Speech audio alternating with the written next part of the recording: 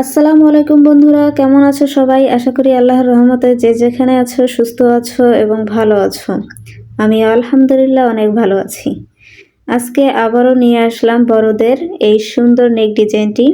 এই নেক ডিজাইনটি কিন্তু কামিজের জন্য বানানো হয়েছে।